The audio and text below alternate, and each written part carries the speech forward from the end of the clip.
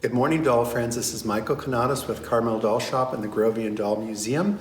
Today we have a very special guest today that's going to teach you all at the virtual convention, Deborah Jenkines. Yes, hi. So Deborah, Yes. you are our first person that we're ever going to film doing a class. You're number one.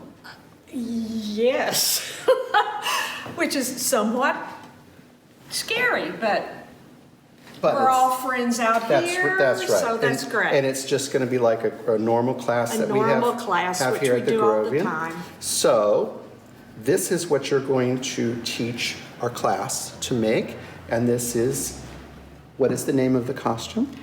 Evergreen skating outfit, ice skating outfit. Okay, so that's what we're going to work on today. Are you ready? I am. All right, ladies and gentlemen, get your needles and thread out, and let's do this. Let's go. Okay.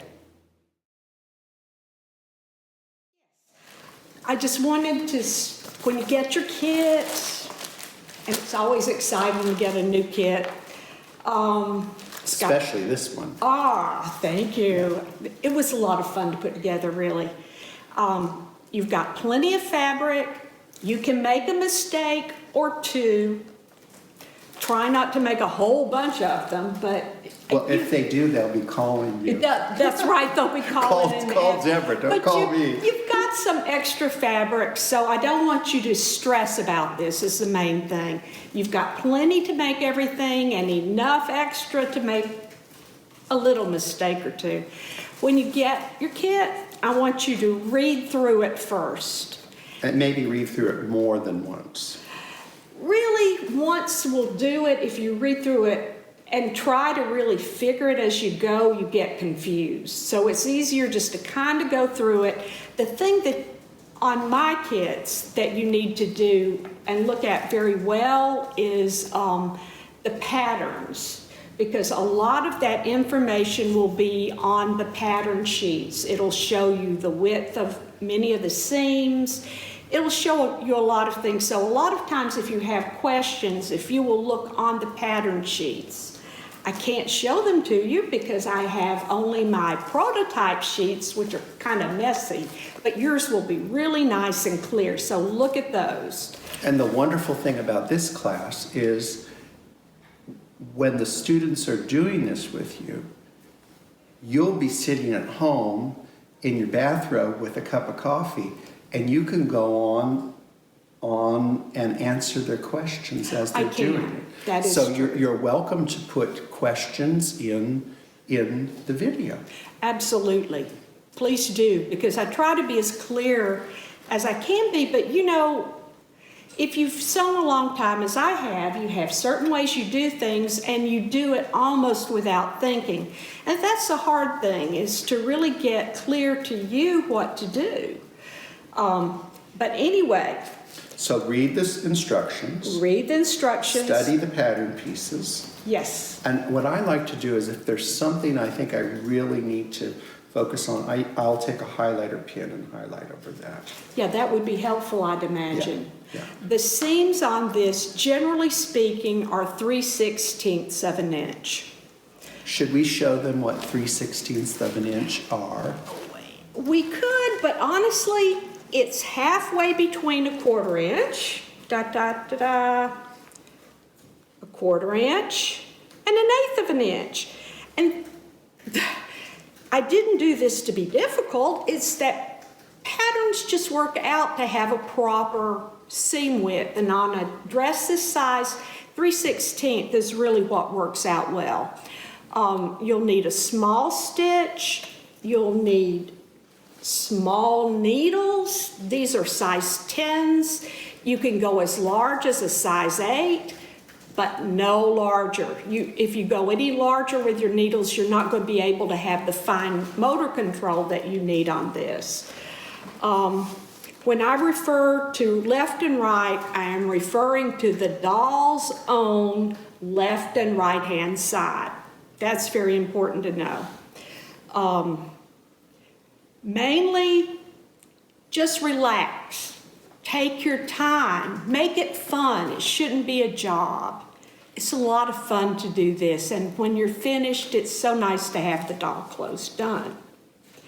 The stitches that you'll need is a simple running stitch, which probably all of you know how to do. A hem stitch, a whip stitch, or a slip stitch. I use these as interchangeable terms. It's all the same little stitch. A back stitch, just stitching back, and a buttonhole stitch. And we use that mainly to create a thread loop because I use a lot of thread loops, both for the buttons and with the metal hooks. So the first thing that we're going to do is going to be the blouse because it has some of the hardest sewing, but on the other hand, it's a lovely fabric to work with. And so you should be able to learn some techniques that maybe you haven't done before because this fabric handles beautifully. Okay, so I guess we should start with at the beginning. Blouse. So that's where you would like the students to start with, is the blouse. I think the blouse is going to be the best thing to start with. And I would think, do you feel it's the most difficult piece that you have? I actually do feel it's the most difficult piece because once you have that whipped, you've got it done. The rest of it you can go forward feeling pretty good about it. Okay, so let's start with the blouse. All right.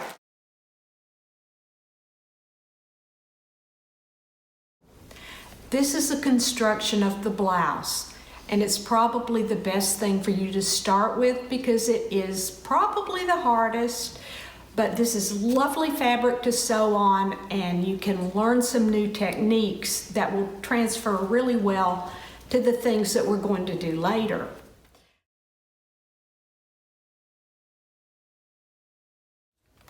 The first thing that you need to do, don't cut it out yet, is mark the cross stitches. These are just cross stitches, but you hold the pattern behind the fabric, and then on the background you can either tape this up to a sunny window if you don't have a light box, or if you have a light box, you lay it down and then the pattern over it.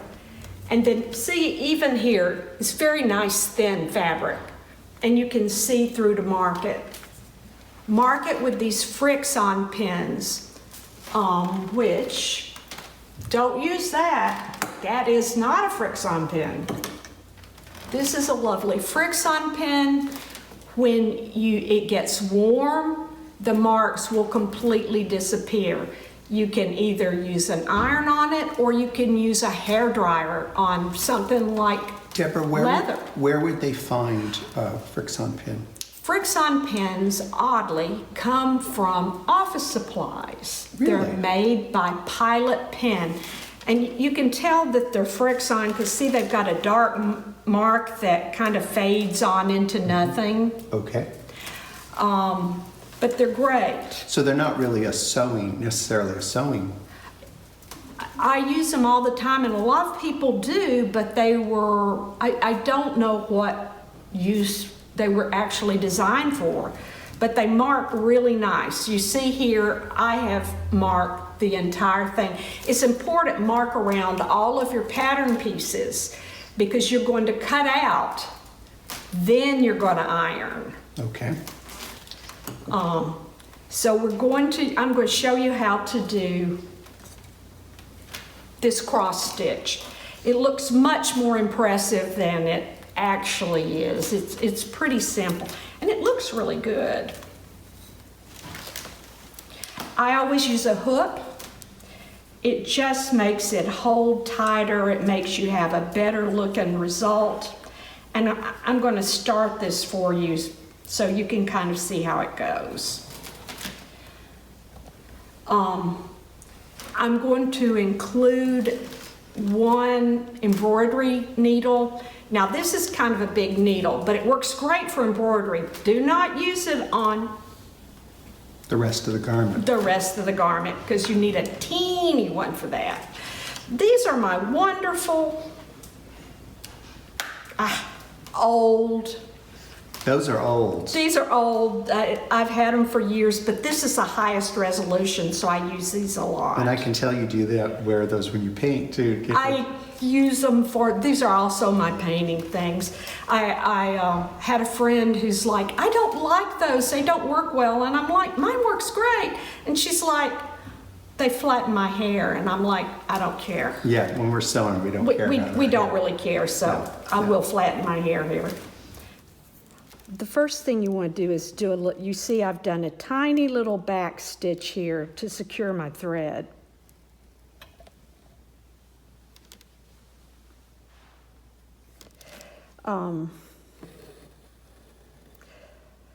This is a funny stitch in that it looks much, much more complicated than it actually is.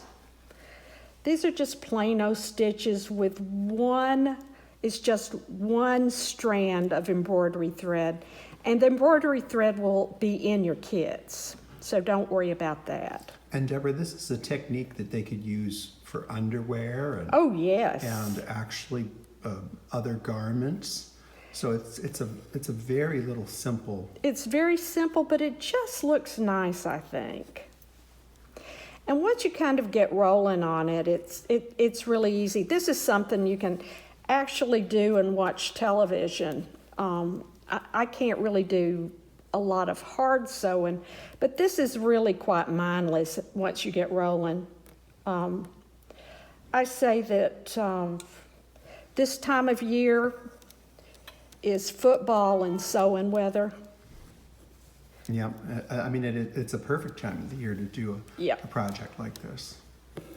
I'm just going to do a couple of more stitches for you so you see, but there's just really... I mean, the students, before they actually work with your fabric, they could practice this on a little scrap piece of paper or a fabric. Sure. In fact, you could probably just put a little bit through there and see how it goes. But as you can tell, this is not, it isn't rocket science, and it isn't even difficult. It's just something that I thought was fun because it had a real good look to it.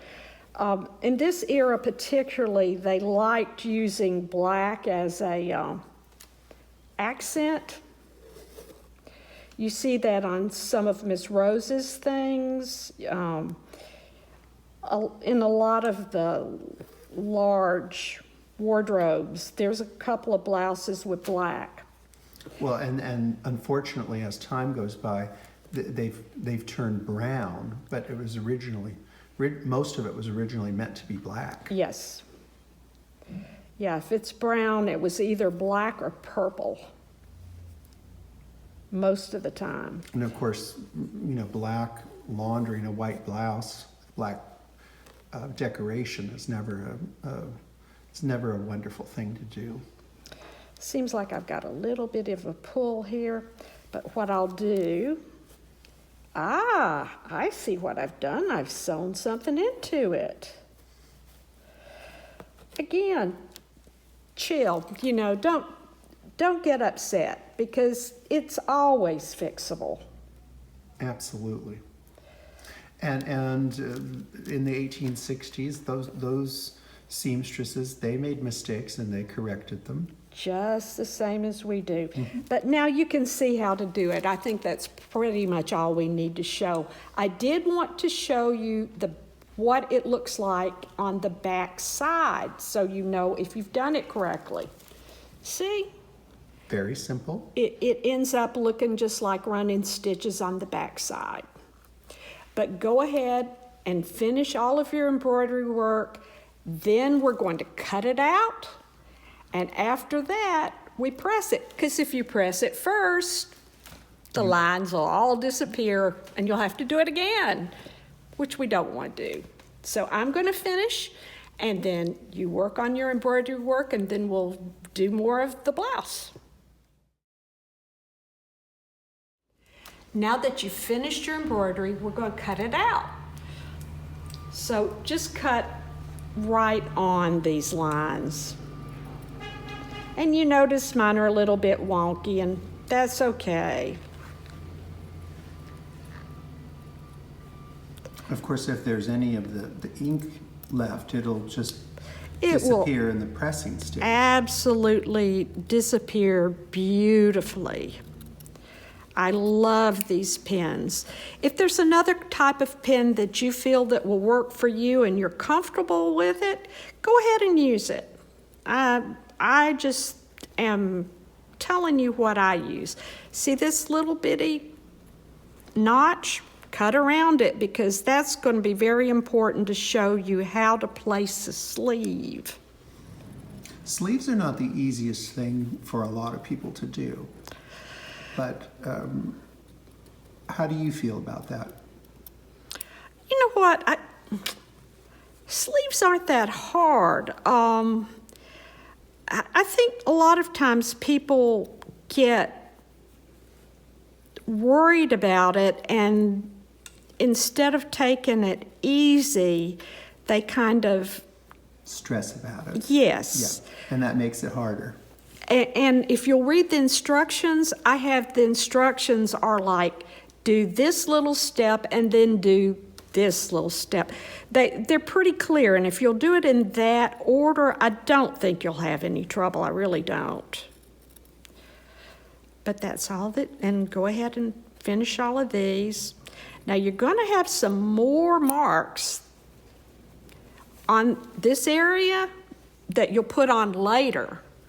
But we can't put them on now because we're going to press them off, and you only want to do that once. This is lovely handling material. No, it's a beautiful quality. It's a good quality. It's got a little give to it, and we're going to teach you how to do a rolled hem on this too. Not everybody knows how to do a rolled hem. I love rolled hems, especially on doll clothes, because that gives you the ability to hem things nicely using only 1/8 of an inch of fabric. So it just gives a more finished look. All right. I'm going to show you how to press this cuff to make it easy to put together. Now you see, I just cut it and you can still see all the lines. Watch. Dee-da, all gone. I think that needs a little bit of a mist here. This thing's wonderful. That or spray starch. I use Mary Ellen's. How I do these cuffs is I start with 1/8 of an inch. I eyeball it, but if you're unsure, take your take something measuring tape. Measure twice, cut once. 1/8 of an inch. 1/8 of an inch. Your seam's going to be 1/8 of an inch on this. Usually it's the 3/16 because this is so small, it just works better. See how I'm doing that? 1/8 of an inch.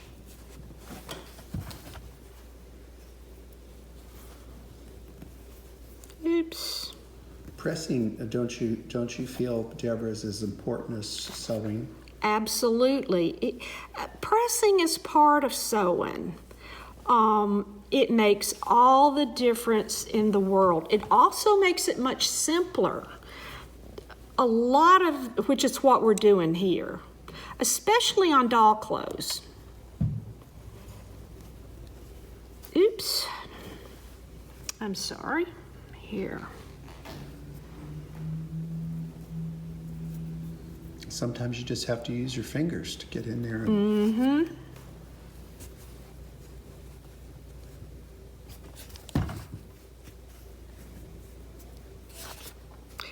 And when you sew it, you can kind of tuck things in.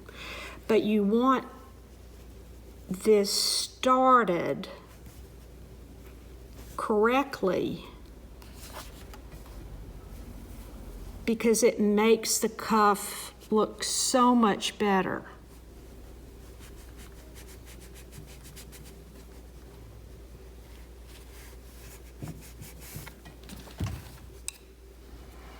Then you check it to make sure it's in the middle, which it looks in the middle to me. So there we go. Now we're going to sew the cuff onto the sleeve after I show you how to do a rolled hem.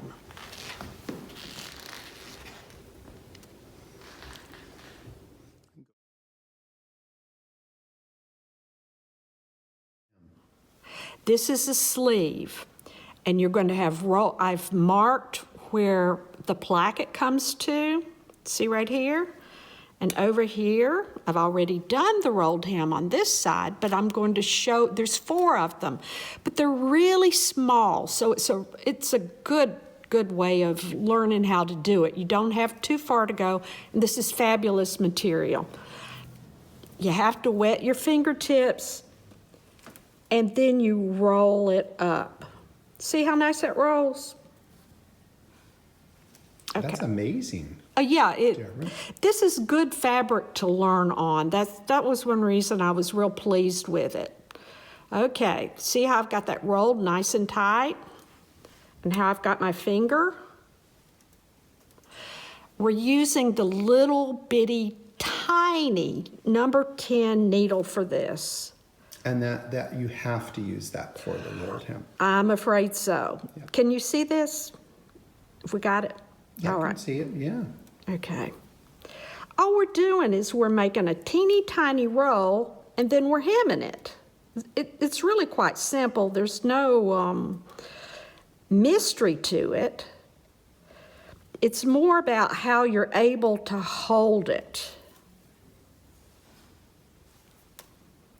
And So you use is your fingernail under the area that you're sewing into? Yes. So you use that so that you don't sew your finger up. Oh, I sew my finger up. Well, they have cream for that. If You your hands do. get I roughed up. don't have too much trouble with that, but it does happen from time to time. But you just keep tightening this and take what I always call mouse stitches. Tiny little mouse stitches. Because if you did too large of a stitch, it wouldn't hold. It wouldn't hold, and it would just kind of unravel and be unsightly. So when you do a rolled hem, how much are you rolling up? It's about 1/8 of an inch. It's a tiny, tiny amount. That's the reason it's so nice for doll clothes, because you shouldn't be using a large amount. See, I'm nearly got it finished. And you'll have to tighten it up. See how it barely shows? There you go. So this is the cuff opening? Yes. Is that, okay. At the bottom. Like I said, there's 4. This is the last one. I've already done the other 3, but I wanted you to see me do this one. It's fairly quick once you kind of get your rhythm with it. It isn't. Isn't really slow at all. But perhaps the students should take a little scrap and practice before they start on their pattern piece. If they haven't done it before. If they haven't done it before. But again, I do have a little bit of extra fabric on this, so you can do it that way, and if you really make a mess. Well, Deborah, I have a confession to make. Yes. I've never done a rolled hem before. Really? No. And now when I'm seeing it, it's so easy. It is not hard at all. I should have made you do it. Yeah. There you go. That's really great. Should we show them up close? Certainly. As close as we can, so they can see really how nice it is. This is the back side, and that's the front side. Nice. And it's very stable. Holds out well. All righty.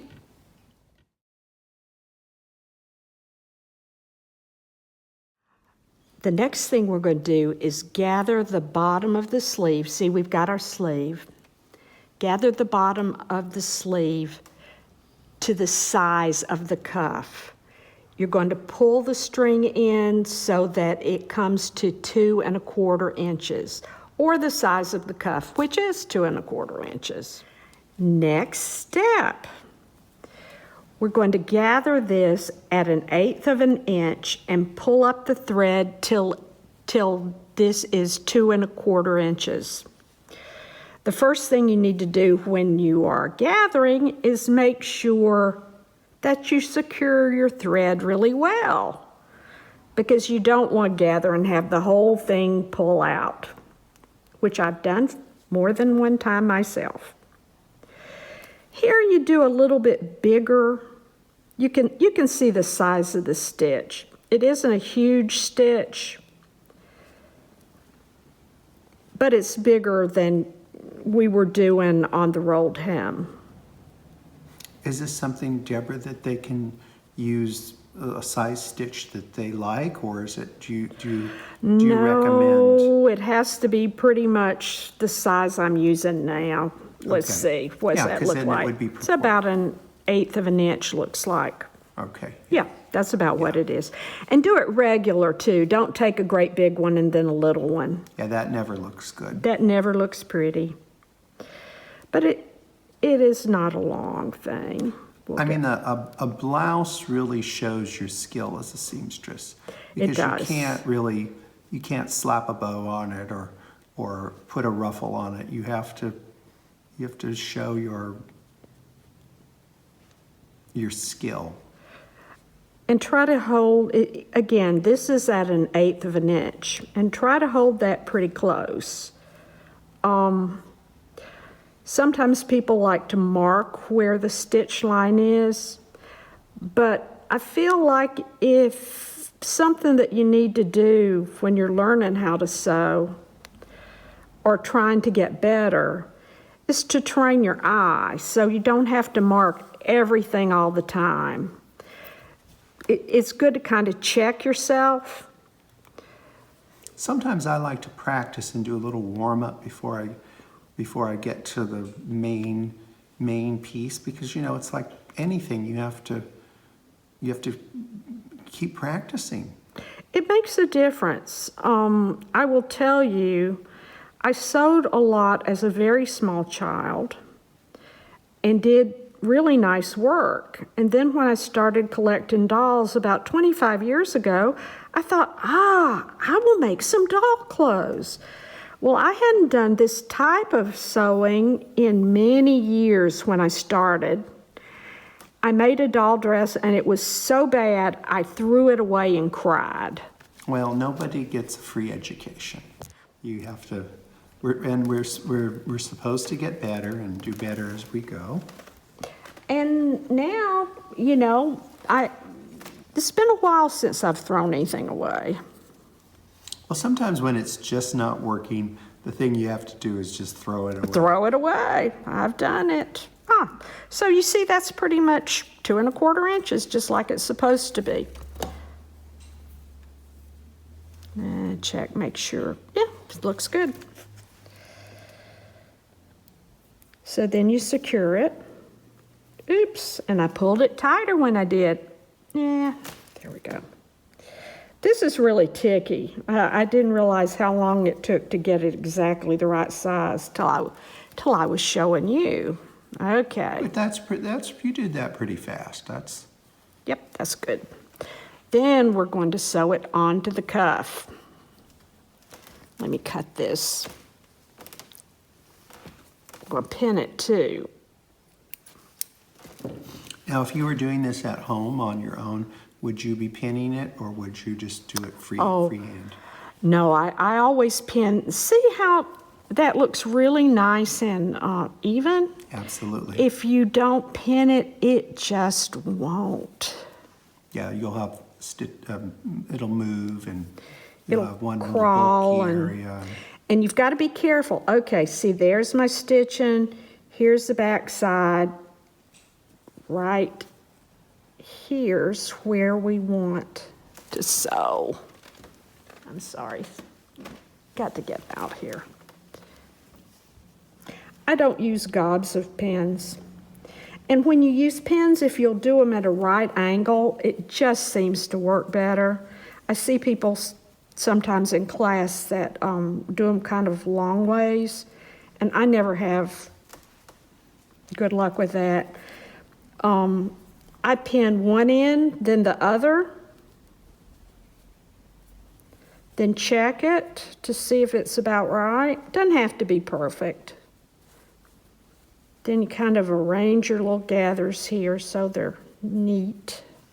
With your straight pins, do you use extra sharps, or do you have Extra sharp silk pins. I like them with these big heads on them, so my husband doesn't get to step on them. That's a good idea, because it's You see them better. yeah. And you take them away from the cat or dog when they decide to eat them. And but the silk pins that are very sharp like these, they don't mark your fabric. And you really don't need as many, even though they're more expensive. Oh, no. They're worth, picking up and saving. And Okay.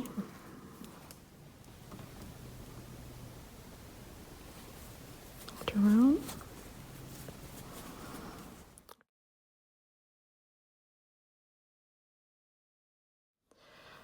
And I always kind of check to make sure the little gathers are nice and neat. Okay. We're going to sew. Essentially what you're doing is you're sewing through here. See this line? We're going to sew exactly on that ironed line, or as exactly as we can.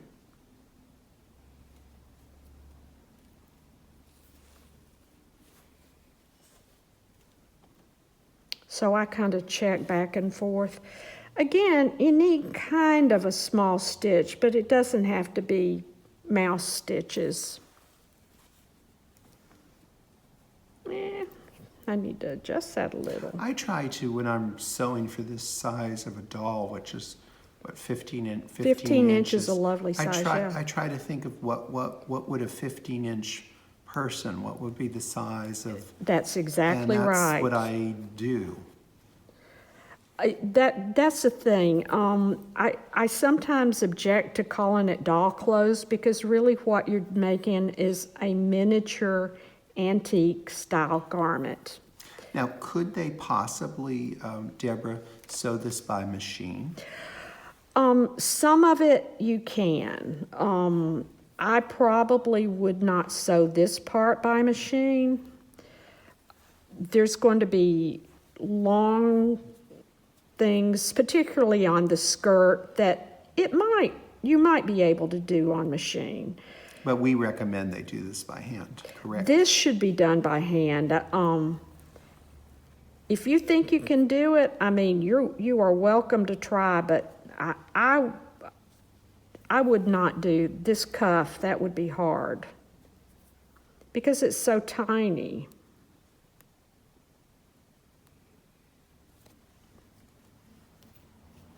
Let's see. And I kind of adjust the gathers as I go too. And do a back stitch periodically. There's nothing worse than sewing something and then having it rip out. Let's see how we're doing on the back side. Oh, that's pretty close. See? Oh yeah, that's looking good. So, and the little raw area, that's going to be all encased, so it's not going to show, is it? absolutely, it will be gone. The doll clothing I do, everything is finished on the inside. It's either enclosed or overcast. The antique garments are always beautifully finished on the inside. I mean, I think that was a huge part of your skill as a seamstress was your finish work. Oh, thank you. The thing that we sometimes forget is we see them this kind of as an art form and a craft. But at the time that the children were learning this, they were learning this because their parents felt it was so important for them to learn to clothe their family. Absolutely. So that's what they were learning. That was a skill they were learning. It wasn't just for cute, even though I'm sure, just like we think it's just fun, that's what they thought too. But it was learning to take care of your family. Clothing your family was, even as a wealthy person, was a very important part of being a lady. And even if you didn't make the clothing yourself, it was important that you knew how to do it. And of course, idle hands are the devil's workshop.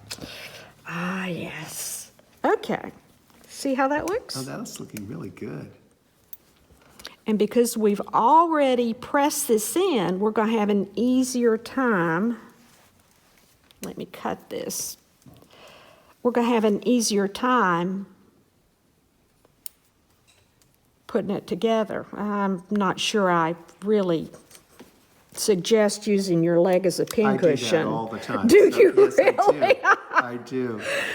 Okay. And then sometimes I lose my needle and then I'm wondering where it is. Oh, It's- yeah, it's that's in my leg. Oh, yeah, that's bad. And sometimes I come out and greet the customers with threads on my pants. Oh, that's funny.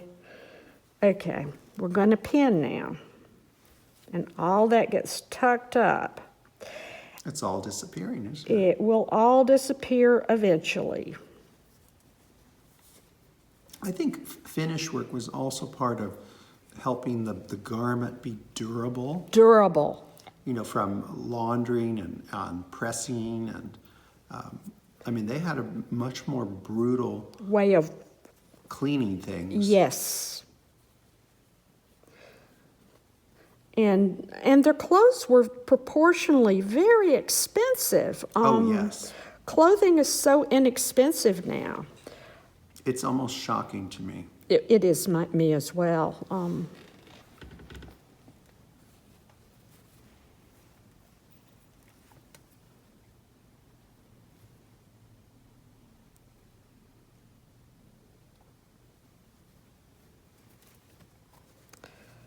All right.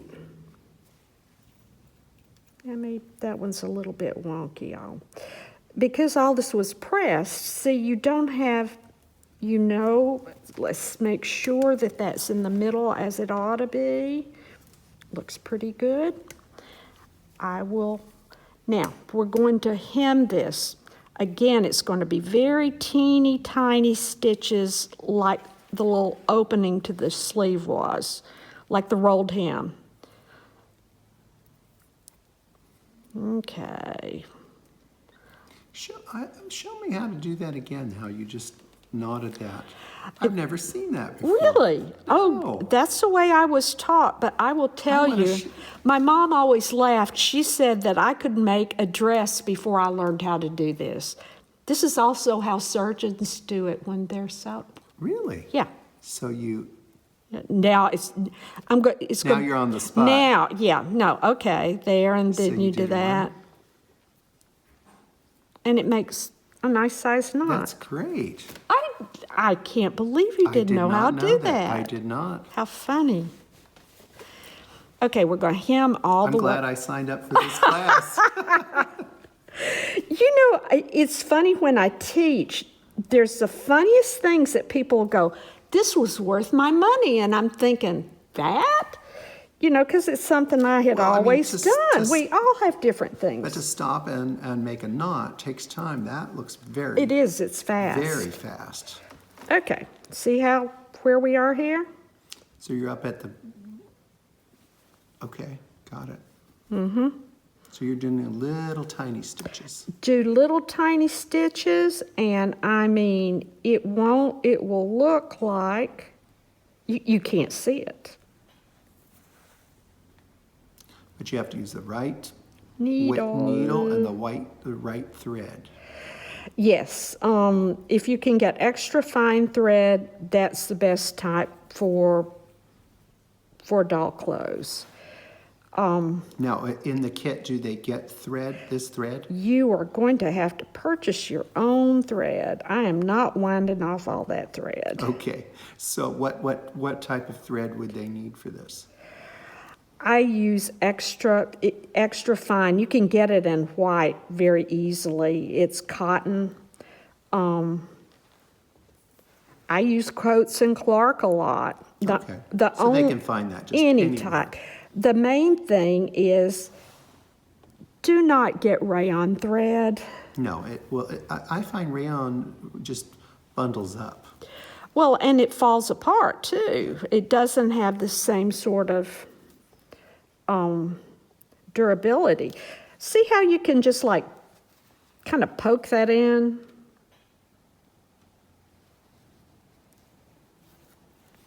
It's almost in a way when you're taking 100% cotton, a beautiful cotton like this, and then putting using rayon thread or polyester, it's they're not compatible.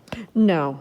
I just mentioned that because if you ask for fine thread, a lot of people use rayon for machine embroidery, and that has very fine thread. And if you just ask for fine thread, that may be what they send you to. So that's just kind of warning you beforehand. But they will get the embroidery thread in the kit. Yes, the embroidery thread will come. And the embroidery needle will come too. Because if I don't give it to you, you'll just kind of pick up whatever you got, and then you'll get break the rule. irritated. Yes. You'll get, because it'll be harder. And we'll give the students a list of all the tools that they're going to need, just like any regular class that we would have. Yes, and it's also on the first page of the kit has everything that you will need that does not come in the kit. And this is just, and I just go on through that. I don't think you need to see it the whole way around, but that's what we're doing. But it's looking beautiful.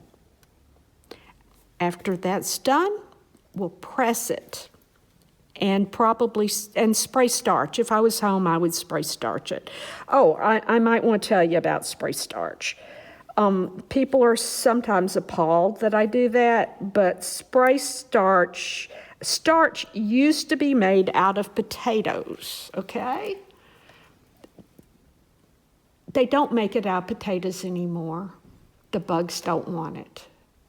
Oh, that's a good thing. Yes. Yeah. So you can use, they actually call it spray sizing. So it's a little bit different product, and it's perfectly safe, and bugs don't want to eat it, and it makes your sewing look so much better. So. And the students can use whatever they're used to. Whatever they're used to, and maybe they don't want to put any, sizing in it. Particularly on this, well, with your mister, that mist works really well. Yes, and we'll give them a link to those were a really wonderful find. Oh, having yes. Those, because we don't use here, I don't allow... You don't use sprays? I don't allow irons with steam. Because you know what? I don't use steam. They bubble up and they stain things, so we use a dry iron and misting bottles. Yeah, I use a dry iron. I use pressing cloths sometimes, but I use a dry iron. I don't ever use a steam iron. I'd use it on my own clothes. Oh, but yes, that's different. Not on a doll thing, because it will, you'll be doing the last thing, and it'll regurgitate and ruin the dress. Well, you on some of the kind of silk that we have made, it can even make it fade on it. Yes. So No, it's better to not. So. It just is. But you have to, and we finally found these great misting bottles, which are wonderful. Yeah, you'll have to show everybody those because those are marvelous. I need to buy one of those myself. I just haven't done it. And the deal is with this, you just kind of keep tucking it in and holding it tight. That's something you might notice here, how tight I'm holding this. And please, students out there, look at the position of Deborah's hands. The position of how you hold the fabric. It really does make a difference in doing the project. Deborah taught our first class that we had for beginners, and with that, that was fun. We had the 1891 French instructional manual of how to sew, and which has all the positions of the hands. Hand positions, it's so nice. And don't you think it was correct? Yes. Well, the funny thing is when you and I saw the instructional manual, we both went, yeah, that's right. That is how I hold my hand.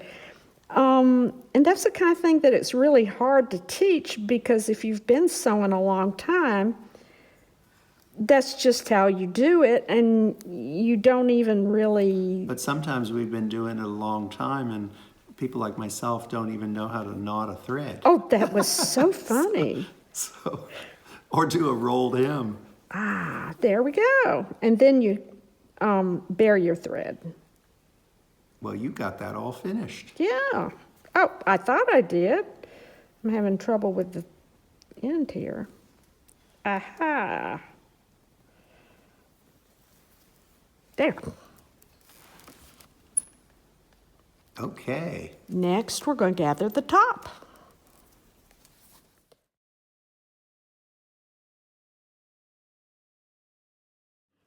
I'm going to show you how to do a shoulder seam. And you notice that one's curved in and one's curved out. That's on purpose. It makes it lie down. If it was a full-size person, it would make it more comfortable because it will take a curve. People sometimes see this and they think there's something wrong with the pattern. It isn't. This just makes it hang better. And again, do the 2 pins on the outer edges first.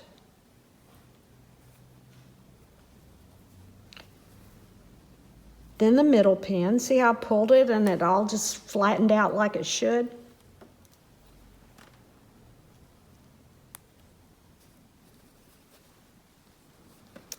And I'm going to sew across here.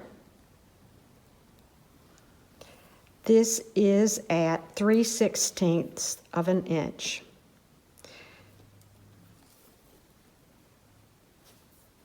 They could mark that if they like, couldn't they? With the special pin. Yeah. I'm not a big believer in over marking. I think it takes more time, and I have seen people make more mistakes marking than with sewing. I don't know why, especially on this where it's kind of a curved seam. I would just as soon kind of learn to see where 3/16 of an inch is. But sew on across, tack your stitch, and then we'll overcast it. There you go.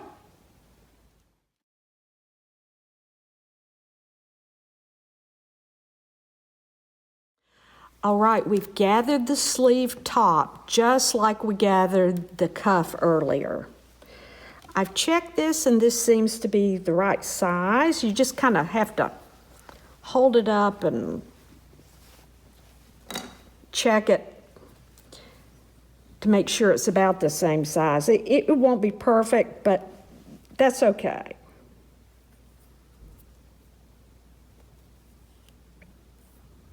All right, and we're going to pin this in.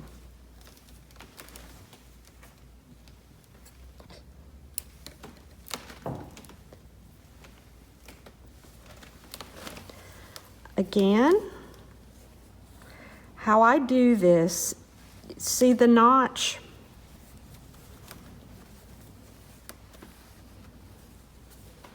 Make sure everything's right sides together.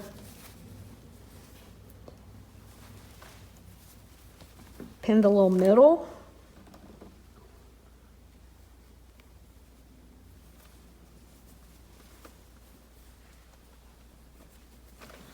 This is important. When you're doing this, people tend to kind of want to do that. You don't. See how that end is? Pull it together like that. Yeah, it just fits together like a glove, doesn't it? Then pin it. And you've pinned your middle. You're manipulating the grain of the fabric too. Right. To have it work.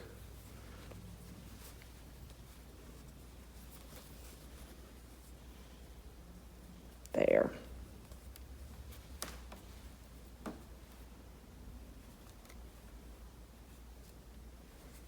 So in this case, the pinning is very important. Oh, yes.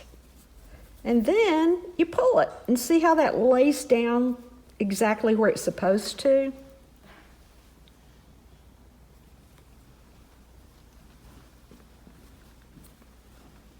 Okay, check it. Check it. Oh, come on, behave. There we go. I'll put a few more pins in it, but it's easiest to kind of do it in the order I did it there. Sometimes you have to kind of convince it, and that's okay too. So it's notch first. Notch first. Then end. Then ends. And then work it through. And then you just keep, and if you'll put it in and out twice, your pen doesn't crawl around as much as that one did.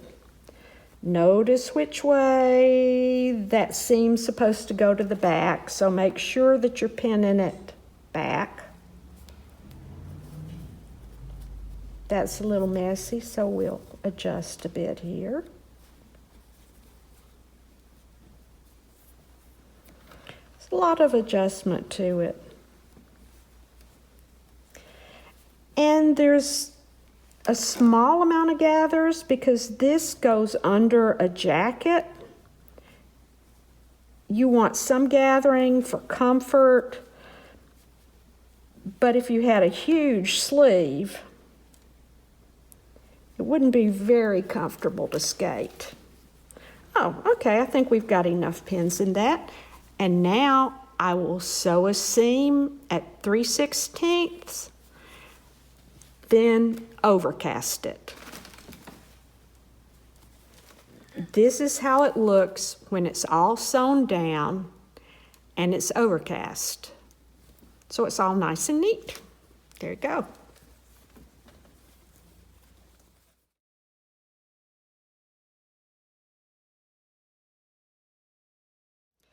I'm going to sew the front placket. That's what we're going to do. I've marked my seam, and really I should have marked it on the other side, so don't do what I did. Do it on the back side. But it's pretty simple. You just sew a seam. The placket is kind of going to be on the embroidery is going to be on the top. The instructions say exactly how to do it, and I'll warn you to do it exactly like step by step because it's kind of confusing. It works out perfectly, but you kind of don't understand how until the whole stupid thing's done, so I'm going to sew the seam now. It's just a plain old running stitch.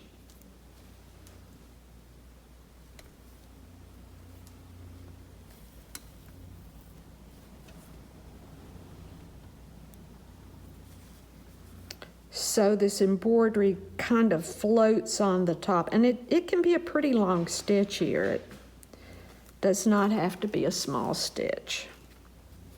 I mean, not huge, but doesn't have to be mouse stitches.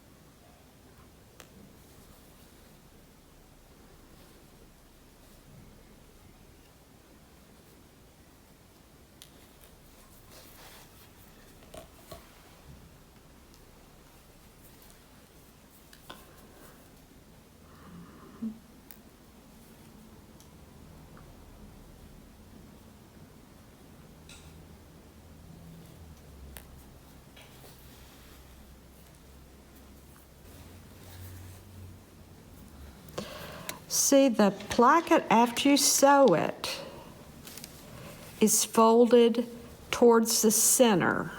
See that?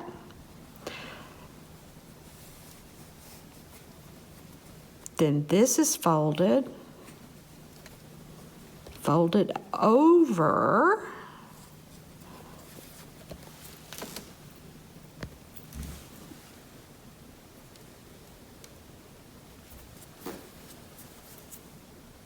and see how the placket's on the top?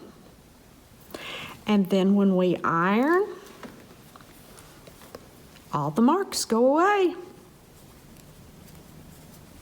But this is what you do next. It needs to be hemmed. There's, got a little fold here. I didn't exactly hit the line, but the important thing is that the embroidery is exactly on the top. That's what we're showing off. So if that misses a little bit, that's okay, because you want this part that shows to look really nice.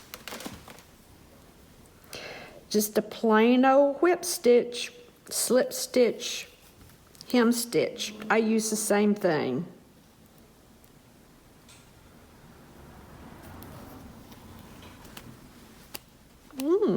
Got a couple knots here.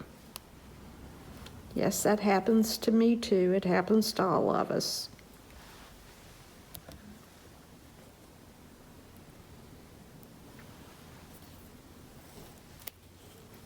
I have a mess. Let's see what we've got.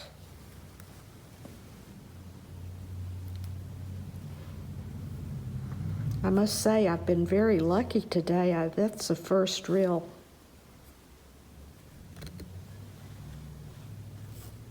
pull I've had. There, that's my culprit.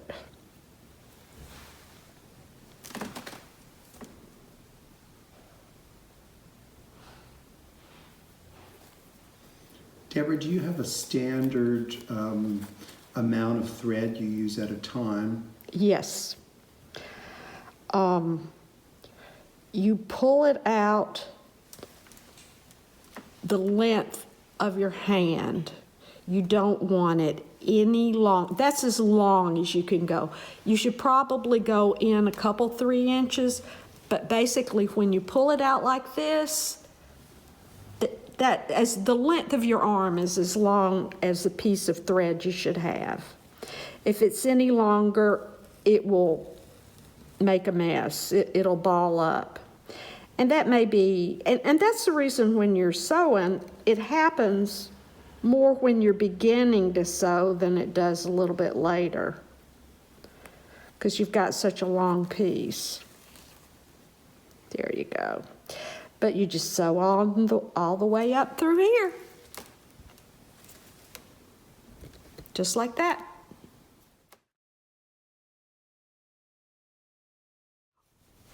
You've attached the sleeve, finished it by overcasting it, And now we're going to sew this seam. And because it's all connected, we can just make one seam together. So start where we've done the rolled hem.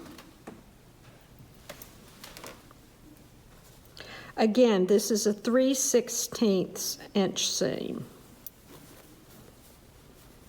Notice which way you've gotten it's pressed. Put that together again from the ends, the middle,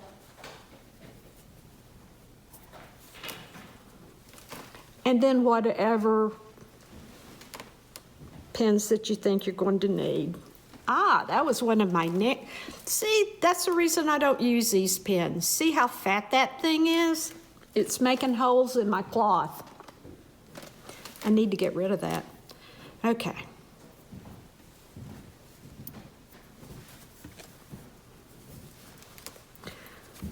I'm going to start with this rolled area.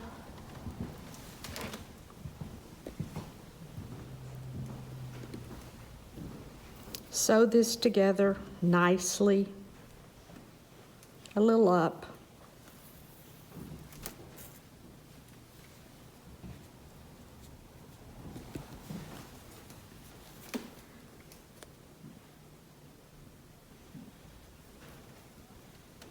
Then onto a regular 3/16 inch seam.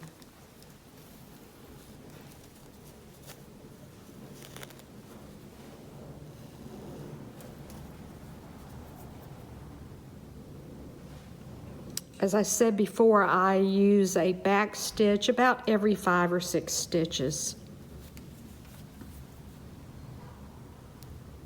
But just sew on down the whole distance of the seam, then trim it just a little bit so it's tidy and overcast it. And then your side seams are done.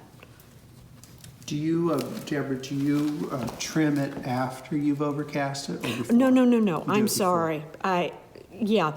See how it's fuzzy like that? I sew it and then just trim it a little bit so it's neat and you've got a nice neat seam. Yes. Like you do here. And I just kind of do that by rote. I wasn't sure if I'd said it before, so I thought I might better here. But that's all we're doing right now is this seam, tie it by cutting it, then overcasting and that's it. a nice time saving by doing it in one strip. So that should move along fairly quickly. It does. And then we get to the good part. Then we get to the collar, and that's a little trickier.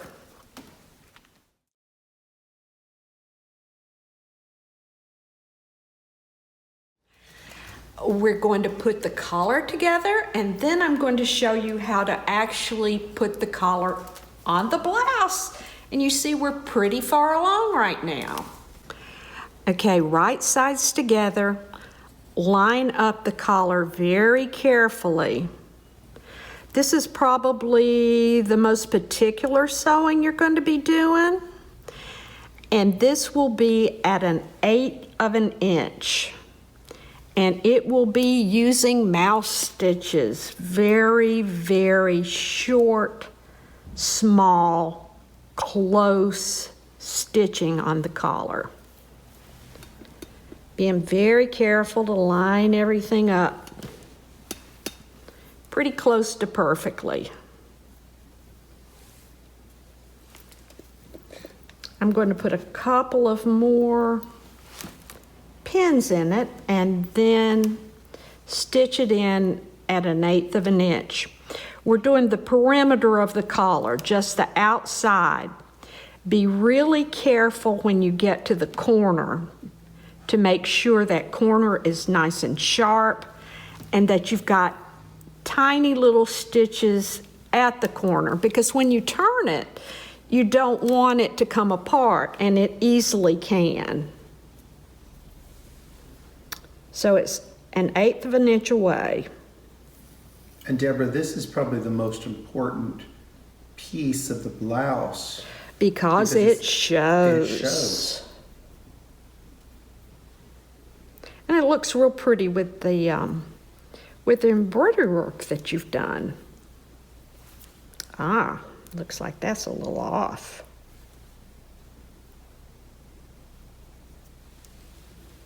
Okay, that's better.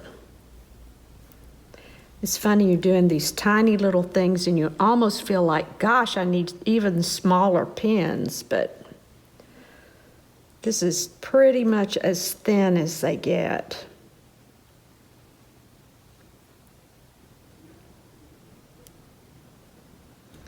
Periodically look on both sides to try to keep the distance from your embroidery to the edge constant. You don't want that to go in and out. So when it's turned inside out, the embroidery will be right on the edge. Is that what we want? It won't be right on the edge. It will be like a 1/16 of an inch from the edge.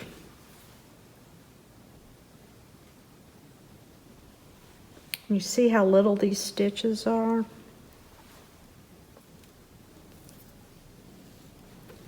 Sometimes it doesn't make a lot of difference, but on the collar it does. I actually had to restitch one that I was making because I didn't, yeah, that'll be fine. I didn't make the stitches close enough.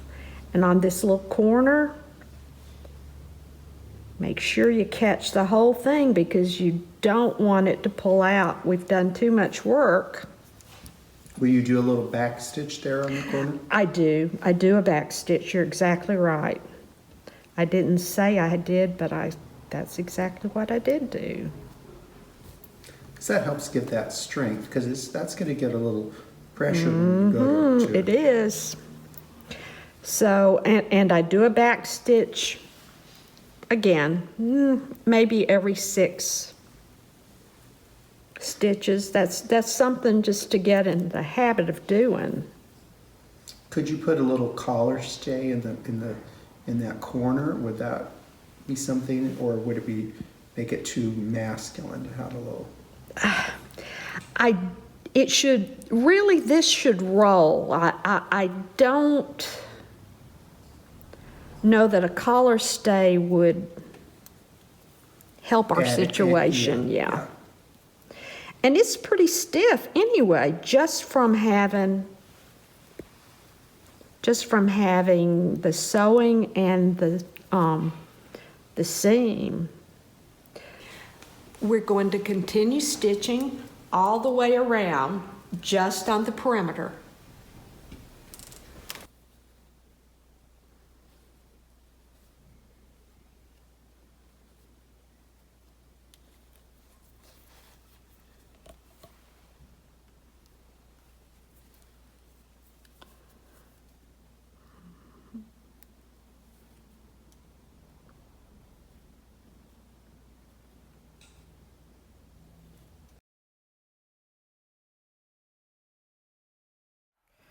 All right, we've got our wonderful little collar turner toothpick.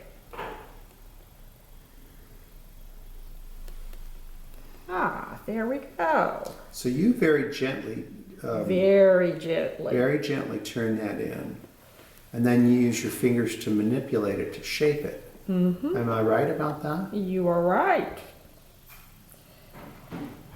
And sometimes when you've got a little place like that isn't quite as pointy as you'd like, you can pull it out a little bit more with a pin, but you have to be careful.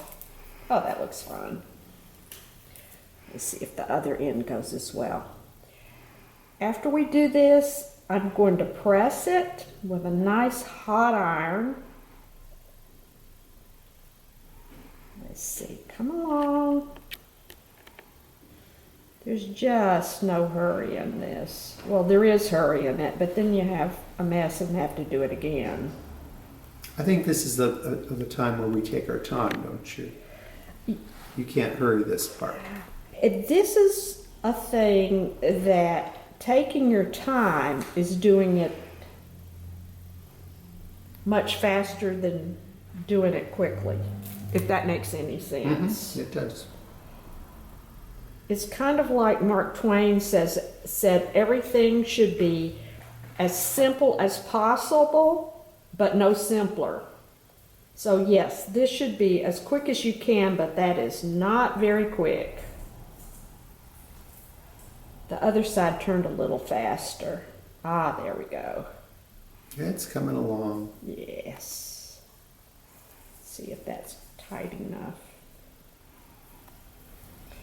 They need to match, which you see they don't. So you're going to use your little trick there again. Yep. That looks good.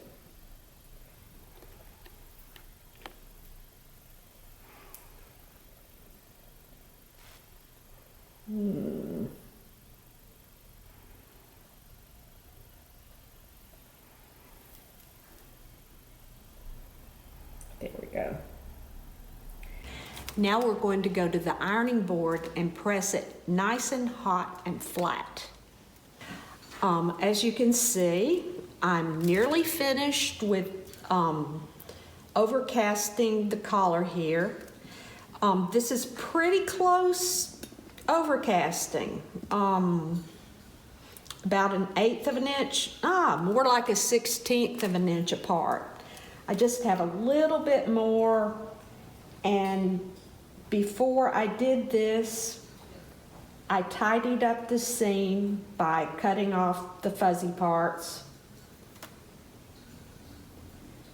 And then I'm going to show you how to set the collar, which is probably the most important thing you'll do for the look of the blouse. Because the collar shows, and the collar's just cute. It makes it look like a real garment.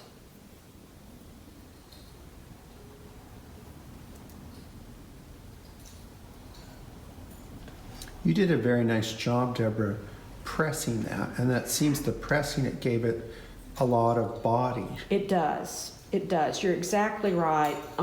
Pressing is so important.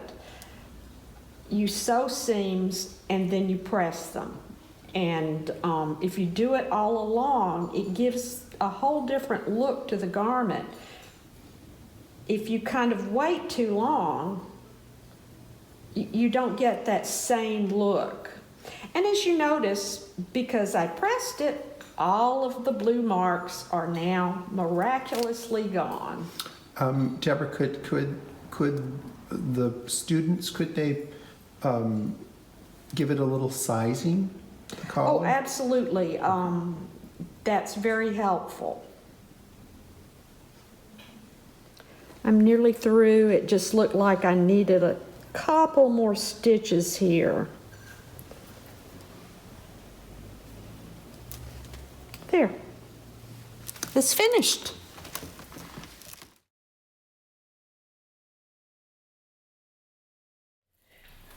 This is important information on setting the collar. I'm going to take, it's 1/8 of an inch away from this cut seam, and I'm going to take a gathering stitch, but it won't be gathered, easing. It's an easing stitch, not really a gathering stitch, but it starts at the edge of this placket. Your collar's corner is going to come to here and to here. And this is very important, isn't it? This is very important because if you place it differently, it won't fit. And then you'll be calling me going, Deborah, why doesn't it fit? And that'll be the reason. And you'll know. And I will know. Yeah. I will know. But this is important in making it fit. This doesn't have to be teeny tiny stitches. Well, you notice I didn't even pull my visor down but reasonable. And I'm going to sew all the way around to the hem on the other side. And then I'm going to fit the collar to the neck. I've never heard that term easing. So easing, Really? no, I haven't. So is that just, It's an easing stitch. It's like a gather, except it isn't You're not really gathering. It's not like gathering. It's just pulling the Pulling it in a fibers little bit. together so that you get that nice curvature? Is that the point? yes, that'll make it lay properly. And see, it's going to be like this. See how that is? It just makes it a little bit tighter and it'll fit right.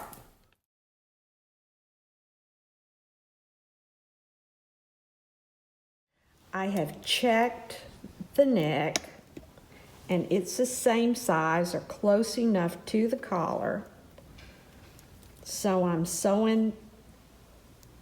tying off this easing stitch.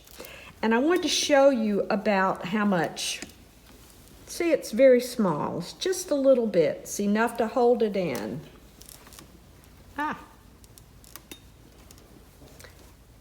And now we're going to pin the collar on. All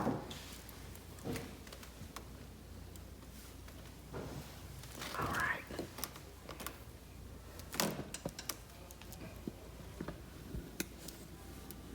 This is where you want to start, not over it, but just butting exactly at this edge.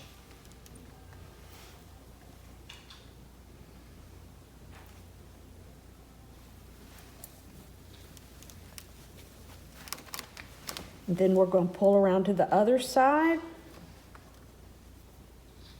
And this should be butted again, right there at that edge.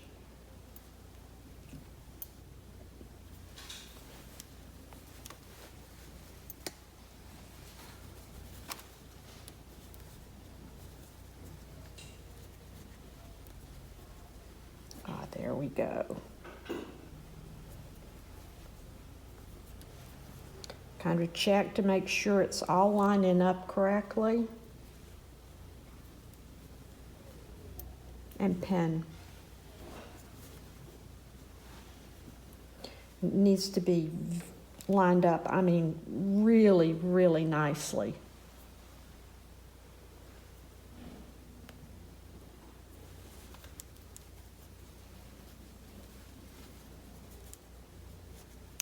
Very nice.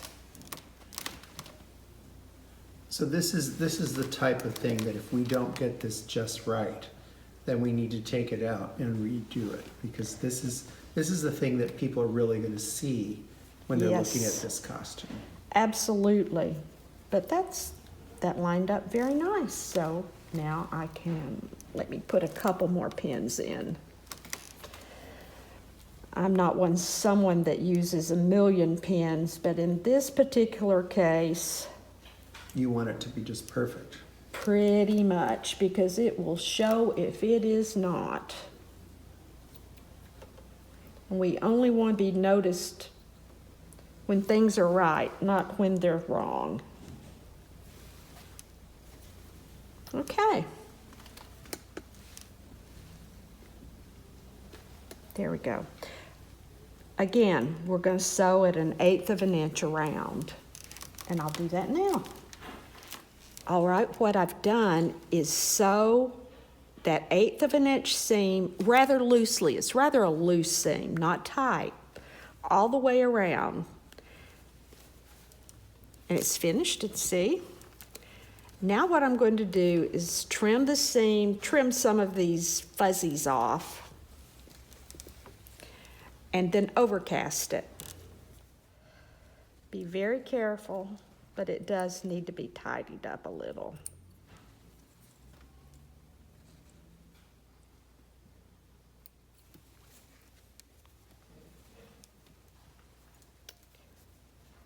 And we'll overcast it. And then I'll show you how to make the collar roll correctly, because you don't want it to lie stiff like, well, for want of a better word, like a doll collar. You want it to roll like it's a regular person's collar.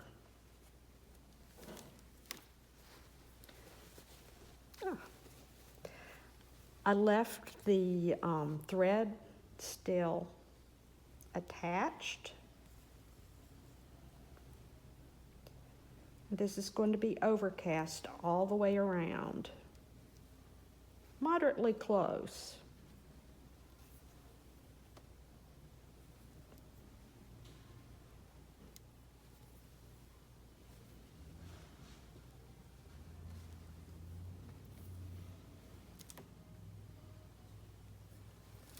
And I'll continue.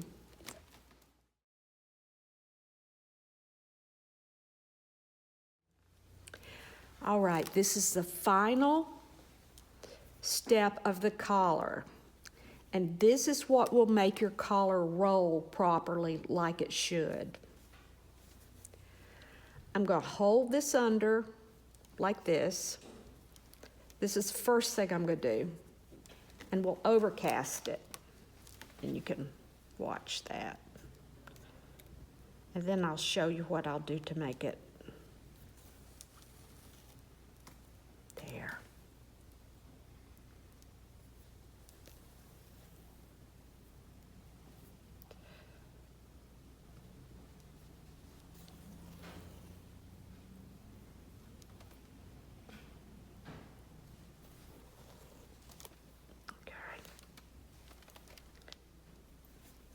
There. We're going to sew through to this side.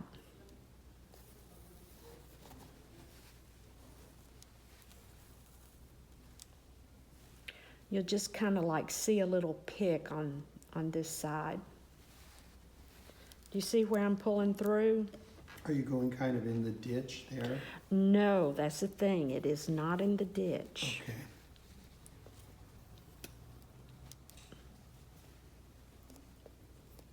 You know, I've been very lucky. I've had very, very few tangles.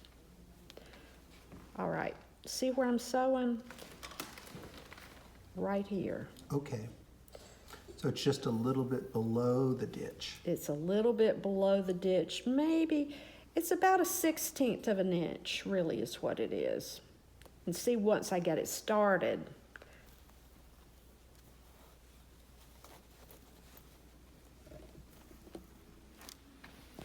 I'm just rolling it under with my finger, Kind of holding it down. kind of here. holding it down, Keeping it taut. keeping it taut, pull through. And if you do it this way,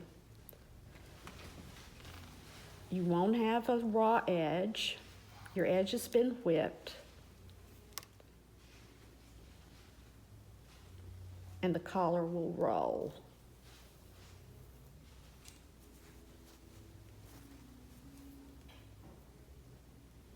And I'm so glad that this part's being filmed, because no matter how hard I try to explain what I'm doing, You have to see it. you just about have to see this.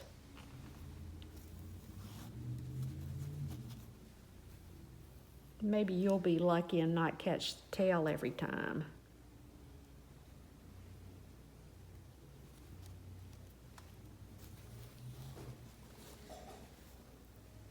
Okay, I'm going to show you right now. Look how different that looks already. Oh yeah, it lays down. See how that beautifully. lays? Mm-hmm.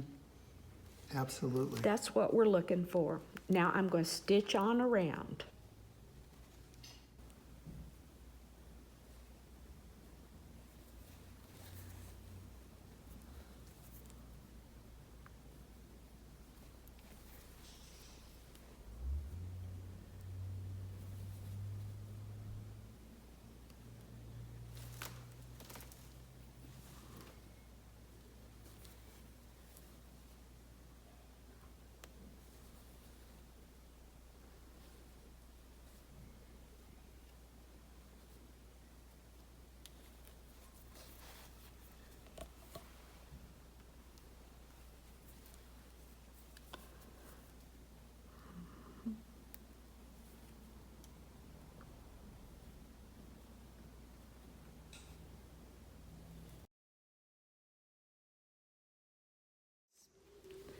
finish the collar, and see how the collar rolls now, like collars, like God intends collars to be.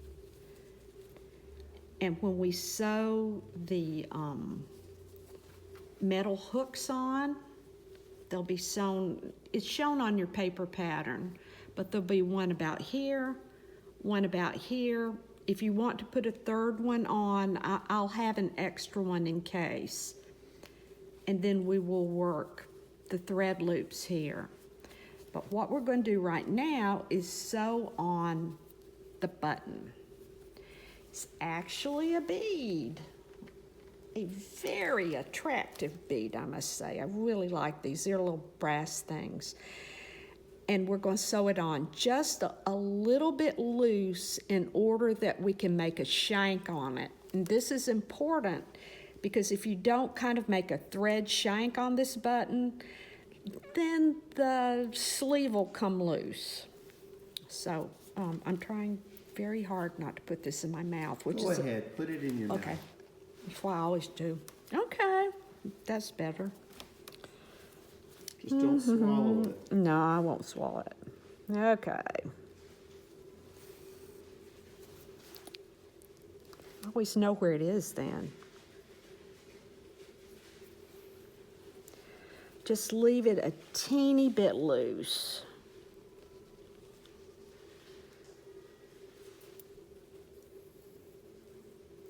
Come on. I used a double thread with this, which is what I usually do. And I sewed myself. Okay.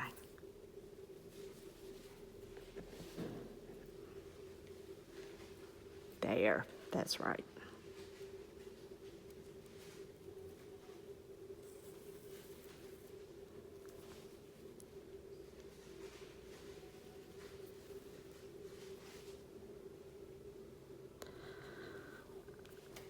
One thing about the dolls is when you get them dressed, they don't fool with their clothes much, so you don't have too much trouble.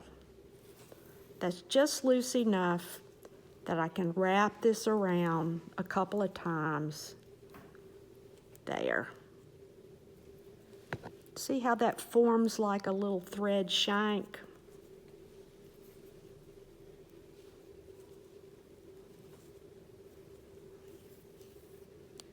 Let's see. Yes, yeah, you can see it. You don't have to do this with all of these beads that you'll be sewing on, but the ones that are actually going to be functional, that they're going to be functioning buttons, those you need to sew on a little loose and work that shank in.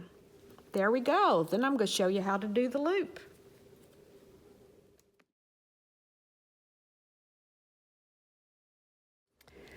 I'm going to show you how to do a thread loop. I'm working it in black mainly because I want you to be able to see what I'm doing. Now the first thing I'm going to do is I'm going to hide the end. See how I went up through there? And with any luck, there, very good. See, it's gone. I don't know, I think I might like it in black. I'm using a double thread. And before I start making this loop, see how I took a tiny little back stitch to kind of anchor this down? Because it's going to take a fair amount of pressure and you don't want it coming loose.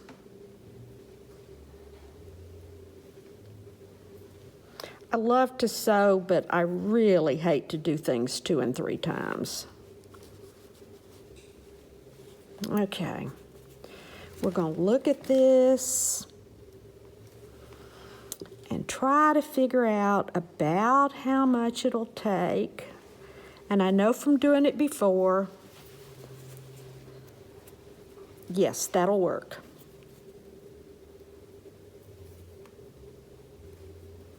Now that I'm over here, I'm going to anchor it again.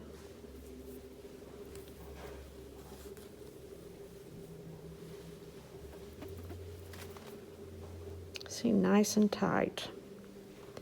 Then I'm going to go to the other side. And if you'll notice at the top, this is like, you'll see it, it's a cross stitch.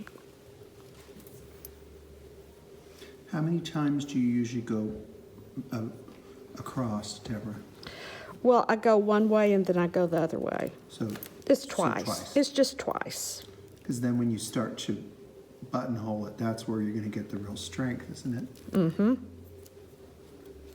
Okay, see how I kind of pulled that in so it, that's something else you've got to do. You've got to pull it in and make sure all your little stuff is lined up.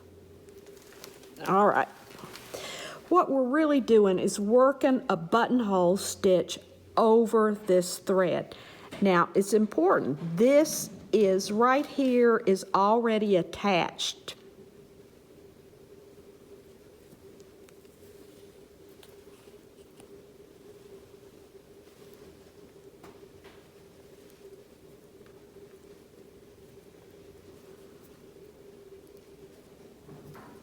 There.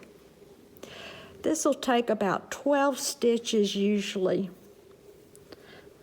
because this is kind of long.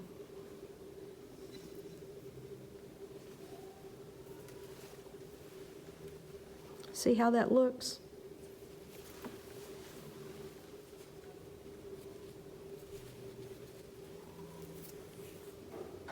This probably is something that you want to try separate the first time. But it's an invaluable tool It for is. dressing 19th century dolls. I have very few pet peeves, but one of mine is using snaps on a doll that's before 1920. Well, actually, snaps were around in the 1890s. But I bet they look different then. They were larger, but sometimes they were decorative. Ah, now see, that makes sense to me. But, you know, all those high-collared, yeah, I mean, it really is an 1890s. Anything before 1890s is a problem. I stand corrected. But it still wasn't necessarily used in doll clothes. Well, and I would imagine scale would be a very hard thing. Yes. Yeah, I think that's probably one of the main reasons, and also the cost. Oh, sure. Anything metal was expensive. I do have a flapper doll that her clothes, and they are original, has little tiny snaps on it. Well, if you notice in this garment, you've put 3 hooks, and that's about the limit that they That's would use exactly right. on one piece, one garment. Oh, gosh, yes. Ah, there. Can you see how that looks? Oh, it's beautiful.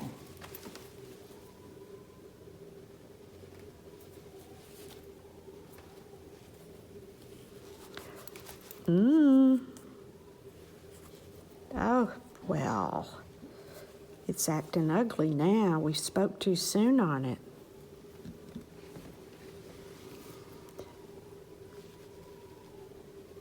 Sometimes all you need is a little extra bit of patience, and there it is. I kind of like this black on it. And I'm burying it. See how I buried that?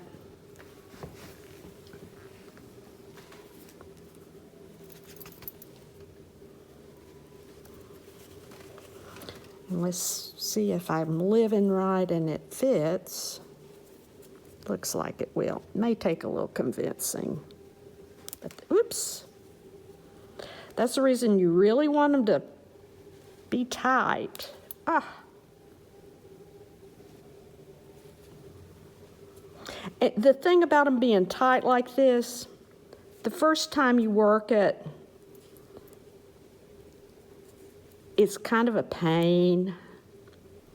But the second time, it fits, and then after that, it's right. So Oh, I know that fits. It's just I'm on camera. There. Fits just fine. And in fact, you wouldn't want it any looser. It'd come loose. So have patience when you're doing it the first time. It'll happen. Well, what we have left, other than add the hooks, is the hem. And see, it's 1/8 of an inch, then 1/4 of an inch. I'll pin it, then we'll hem it, and then we'll have a finished garment. Well, we've had a full day of sewing. have? You've been sewing and I've been watching sewing, but look at the end result. All done. So it's very exciting to see this happen. So what do you think the average sewer should expect time-wise to put into the blouse? This will take about 8 hours. It's not fast, but you know, take your time and enjoy it and don't obsess over it. Do it one step at a time, press as you go, read the instructions, and you will be great. Well, wonderful. So I guess tomorrow we'll do step 2. That's See what you we'll tomorrow. do. See you Bye-bye. tomorrow. Bye.